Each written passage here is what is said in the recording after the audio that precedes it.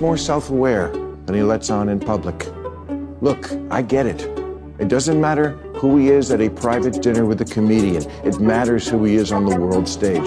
I'm just taking as a positive that this person exists, because everything I've ever not liked about him was, I swear to God, absent, at least on this night with this guy. Bob, Kid Rock, told me the night before, he said, if you want to get a word in edgewise, you're going to have to cut him off. He'll just go on. Not at all. I've had so many conversations with prominent people who are much less connected, people who don't look you in the eye, people who don't really listen because they just want to get to their next thing, people whose response to things you say just doesn't track, like, what? None of that with him. And he mostly steered the conversation to, what do you think about this? I know, your mind is blown. So is one of the most effective politicians, whatever you think of the policy and him as a person, just as a politician. I have no power. I'm a fucking comedian, and he's the most powerful leader in the world. I'm not the leader of anything, except maybe a contingent of centrist-minded people who think there's got to be a better way of running this country than hating each other every minute. The video we've all been waiting for just dropped, and it's sending shockwaves through the political world. Donald Trump just left Bill Maher absolutely speechless, and let's just say the woke crowd is not taking it well. In his latest upload, Maher didn't just talk about Trump, he pulled back the curtain and exposed what's really been going on behind the scenes. And the biggest twist: Bill Maher is now openly backing MAGA. Yes, you heard that right, one of the left's loudest voices just flipped sides. Now, the liberal media is scrambling, desperate to bury this bombshell. But it's too late, the truth is out.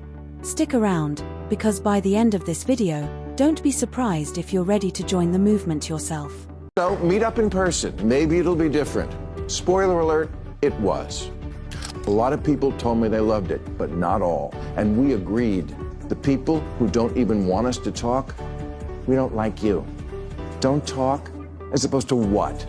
Writing the same editorial for the millionth time and making 25-hour speeches into the wind? Really, that's what liberals have? He takes the piss out of everybody else and we can hold ours? Okay, that's my report.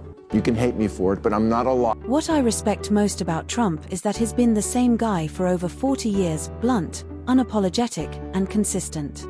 And that's exactly what the woke crowd still can't wrap their heads around. They act shocked. But the truth is, Trump hasn't changed. What's really driving them crazy now? Bill Maher.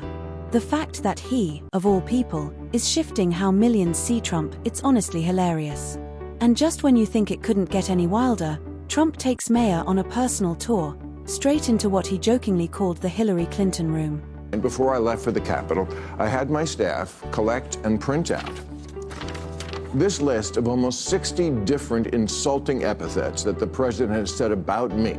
Things like stupid, dummy, lowlife dummy, sleazebag, sick, sad, stone cold crazy. Really a dumb guy, fired like a dog, his show is dead. There's 60. I brought this to the White House because I wanted him to sign it, which he did.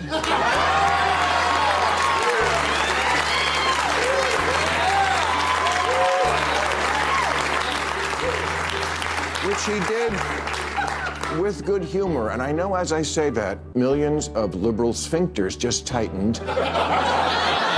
And trust me, this is the kind of moment the woke media will never let you see.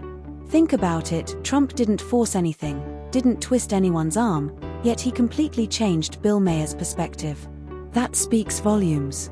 It shows just how powerful Trump's influence really is, and why more and more people are starting to question everything they've been told. Has ever delivered. Yeah. I like Bill Maher's show, but this is the Trump that we have all seen. He actually has a great sense of humor, and that's the thing that I think late night television has missed in destroying itself. Congratulations, Greg Gutfeld. The reason you have the huge audience you have is because you're funny. And these guys have become, in many ways, political activists with late night humor.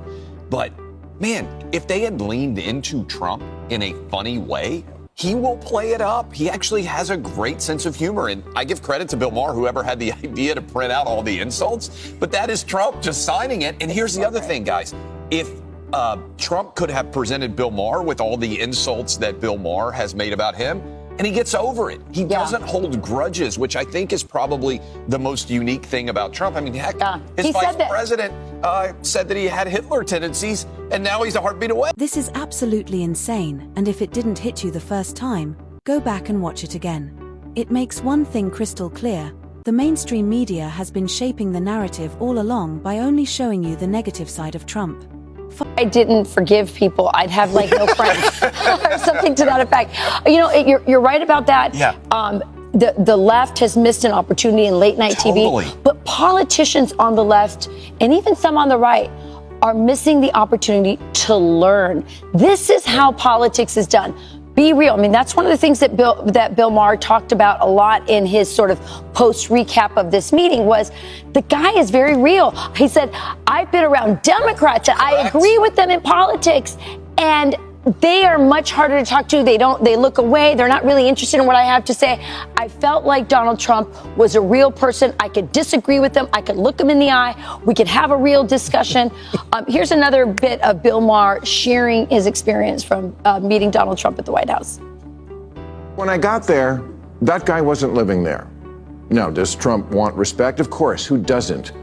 My friend said to me, what are you going to wear to the White House? I said, I don't know, but I'm not going to dress like Zelensky, I'll tell you that. He's much more self-aware than he lets on in public. Look, I get it.